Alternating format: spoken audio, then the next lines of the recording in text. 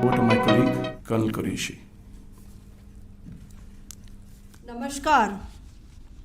अब मैं आपको पाकिस्तान की मिस इन्फॉर्मेशन कैंपेन के बारे में अवगत कराऊंगी।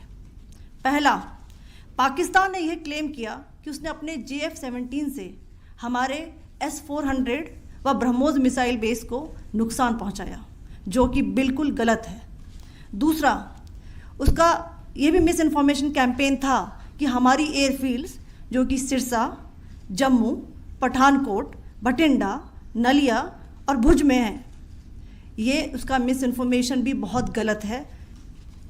तीसरा, पाकिस्तान के मिस इन्फॉर्मेशन कैंपेन के मुताबिक हमारे एम्यूनिशन डम्प्स जो चंडीगढ़ और बियास में हैं उसका डैमेज हुआ, यह भी बिल्कुल गलत है।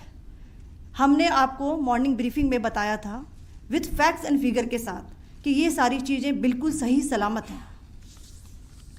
अब मैं आपको बताना चाहती हूँ कि पाकिस्तान के एक प्रेस कॉन्फ्रेंस में ये बात की गई थी कि उनके सीनियर मिलिट्री ऑफिसर्स जो कि पूरी तरह से ये भ्रामक हैं और तथ्यों से दूर हैं कि पाकिस्तान की ओर से ये झूठा आरोप भी लगाया जा रहा है कि भारतीय सेना ने मस्जिदों को नुकसान पहुंचाया। मैं इससे बिल्कुल स्पष्ट करना चाहती हूं कि India is a secular nation और हमारी सेना भारत के कॉन्स्टिट्यूशनल वैल्यूज़ की एक बहुत प्यारी झलक है।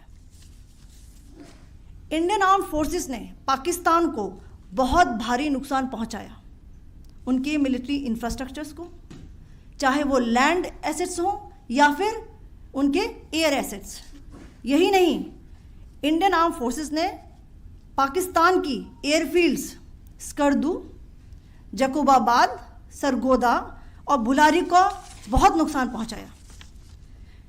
इसके अलावा पाकिस्तान के air defence system, radar system, उनको भी एयर स्पेस में अनटेनेबल किया।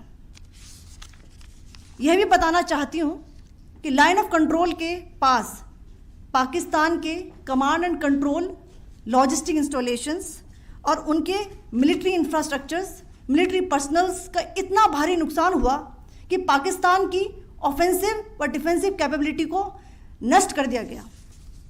अंत में मैं फिर से ये बात दोहराना चाहूँगी, इंडियन आर्म फोर्सेस पूरी तरह से तैयार है, सतर्क है और भारत की संप्रभुता और अखंडता की रक्षा के लिए पूरी तरह से कमिटेड है। धन्यवाद। जय हिंद।